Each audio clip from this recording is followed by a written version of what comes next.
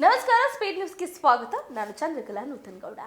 ದೆಹಲಿಯಿಂದ ಬರ್ತಾ ಇದ್ದಂತೆ ಡಿಕೆಶಿ ಮೊದಲು ಹೋಗೋದು ಈ ಸ್ಥಳಕ್ಕಂತೆ. ಇವರು ಹೇಳಿದ ದಿನವೇ ಪ್ರಮಾಣ ವಚನ ಫಿಕ್ಸ್.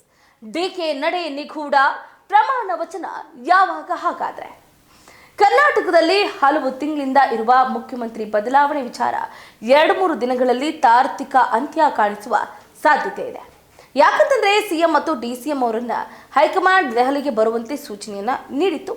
ಇನ್ನೊಂದು ಕಡೆ ಡಿಕೆ ಶಿವಕುಮಾರ್ ಅವರು ಮುಖ್ಯಮಂತ್ರಿ ಆಗೇ ಆಗ್ತಾರೆ ಅಂತ ನೊಣವಿನಕೆರೆ ಕಾಡು ಸಿದ್ದೇಶ್ವರ ಶ್ರೀಗಳು ಕೂಡ ಭವಿಷ್ಯವನ್ನ ನುಡಿದಿದ್ರು. ಸಿದ್ದರಾಮಯ್ಯ ರಾಜೀನಾಮೆ ಕೊಡ್ತಾ ಇದ್ದಂತೆ ಡಿಕೆಶಿ ಮುಖ್ಯಮಂತ್ರಿ ಸ್ಥಾನಕ್ಕೆ ಏರೋದು ಖಚಿತ ಆಗಲಿದೆ.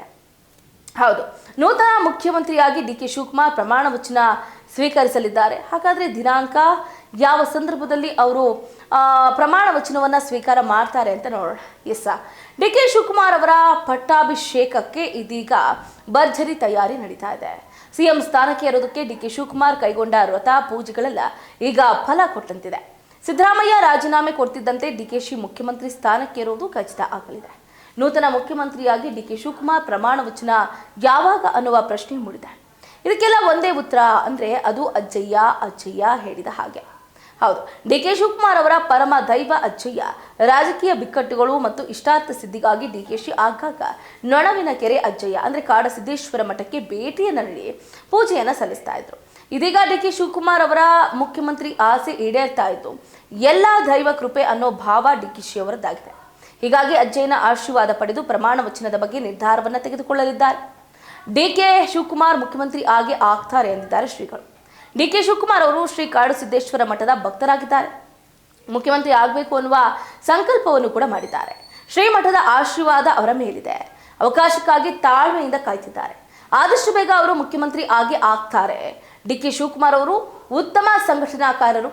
ಪ್ರತಿ ಬಾರಿಯೂ ಕೂಡ ಮಠಕ್ಕೆ ಬಂದು ಅಜ್ಜಯ್ಯನ ಗದ್ದುಗೆಯ ದರ್ಶನವನ್ನ ಪಡೆದು ಹೋಗ್ತಾರೆ.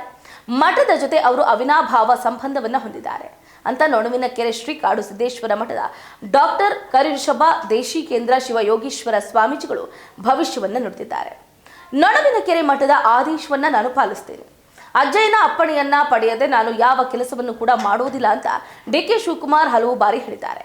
ನಾಮಪತ್ರ ಸಲ್ಲಿಸುವಾಗ, ಬಿ ಫಾರಂ ವಿತರಿಸುವಾಗ ಈ ಎಲ್ಲ ಕೆಲಸವನ್ನ ಆರಂಭಿಸುವ ಮುನ್ನ ಅಜ್ಜಯ್ಯನ ಆಶೀರ್ವಾದವನ್ನ ಪಡೆದೇ ಮುಂದಕ್ಕೆ ಹೋಗ್ತೇನೆ. ನೊಣವಿನಕೆರೆ ಮಠದಿಂದ ಏನು ಆದೇಶ ಬರುತ್ತೋ ಅದನ್ನ ನಾನು ಚಾಚು ತಪ್ಪದೆ ಪಾಲಿಸ್ತೀನಿ ಅಂತ ಡಿಸಿಎಂ ಡಿಕೆ ಶಿವಕುಮಾರ್ ಅವರು ಹಿಂದೆ ಹೇಳಿದ್ರು. ಹಾಗಾದ್ರೆ ಪ್ರಮಾಣ ವಚನ ಯಾವಾಗ? ದೆಹಲಿಯಿಂದ ವಾಪಸ್ ಆಗ್ತಿದ್ದಂತೆ ಡಿಸಿಎಂ ಡಿಕೆ ಶಿವಕುಮಾರ್ ಅವರು ಅಜ್ಜಯ್ಯನ ಭೇಟಿ ಮಾಡಲಿದ್ದಾರೆ. ನೊಣವಿನಕೆರೆ ಅಜ್ಜಯ್ಯ ಮಠಕ್ಕೆ ಭೇಟಿಯನ್ನು ನೀಡಿ ಪೂಜೆಯನ್ನು ಸಲ್ಲಿಸಲಿದ್ದಾರೆ. ಅಜ್ಜಯ್ಯ ಆಶೀರ್ವಾದದಂತೆ ಅವರು ಸೂಚಿಸೋ ದಿನಾಂಕ ಸಮಯದಲ್ಲೇ ಪ್ರಮಾಣ ವಚನ ತೆಗೆದುಕೊಳ್ಳಲಿದ್ದಾರಂತೆ. ಇದೇ ಕಾರಣಕ್ಕೆ ಪ್ರಮಾಣ ವಚನ ದಿನಾಂಕ ಇನ್ನೂ ಕೂಡ ನಿಗದಿ ಆಗಿಲ್ವಂತೆ. ಡಿಕೆಶಿ ಇನ್ನೂ ಕೂಡ ಅದರ ಬಗ್ಗೆ ಡಿಸೈಡ್ ಮಾಡಿಲ್ವಂತೆ. ಭವಿಷ್ಯವನ್ನ ನುಡಿದ ಸ್ವಾಮೀಜಿಗಳು ಡಿಕೆ ಶಿವಕುಮಾರ್ ಮುಖ್ಯಮಂತ್ರಿ ಆಗುವುದು ಖಂಡಿತ ಅಂತ ತುಮಕೂರು ಜಿಲ್ಲೆ ತಿಪಟೂರಿನ ನೊಣವಿನಕೆರೆ ಶ್ರೀ ಕಾಡು ಸಿದ್ದೇಶ್ವರ ಮಠದ ಡಾಕ್ಟರ್ ಕರಿವೃಷಭ ದೇಶಿಕೇಂದ್ರ ಶಿವಯೋಗೀಶ್ವರ ಸ್ವಾಮೀಜಿಗಳು ಭವಿಷ್ಯವನ್ನ ನುಡಿದಿದ್ರು. ಉಪಮುಖ್ಯಮಂತ್ರಿ ಡಿಕೆ ಶಿವಕುಮಾರ್ ಅವರು ತಮ್ಮ ರಾಜಕೀಯ ಬಿಕ್ಕಟ್ಟುಗಳು ಹಾಗೆ ಇಷ್ಟಾರ್ಥ ಸಿದ್ಧಿಗಾಗಿ ಆಗಾಗ್ಗೆ ತುಮಕೂರು ಜಿಲ್ಲೆಯ ತಿಪಟೂರು ತಾಲೂಕಿನ ನೊಣವಿನಕೆರೆ ಅಜ್ಜಯ್ಯ ಮಠಕ್ಕೆ ಭೇಟಿಯನ್ನು ನೀಡಿ ಪೂಜೆಯನ್ನು ಸಲ್ಲಿಸುವುದು ವಾಡಿಕೆಯಾಗಿದೆ. ಹೆಚ್ಚಾಗಿ ಅವರು ದೆಹಲಿ ಪ್ರವಾಸ ಅಥವಾ ಪ್ರಮುಖ ರಾಜಕೀಯ ಬೆಳವಣಿಗೆಗಳ ಬಳಿಕ ಈ ಕ್ಷೇತ್ರಕ್ಕೆ ಭೇಟಿಯನ್ನು ನೀಡಿ ಪೂಜೆ ಪುನಸ್ಕಾರಗಳನ್ನು ಸಲ್ಲಿಸಲಿದ್ದಾರೆ ಅನ್ನುವ ಮಾಹಿತಿ ಇದೀಗ ಲಭ್ಯ ಆಗ್ತಾ ಇದೆ. ಇದಾಗಿತ್ತು ಇವರಿಗಿನ ಅಪ್ಡೇಟ್. ನೋಡ್ತಾ ಇರಿ ಸ್ಪೀಡ್ ನ್ಯೂಸ್, ನಿಮ್ಮದು ವೇಗ.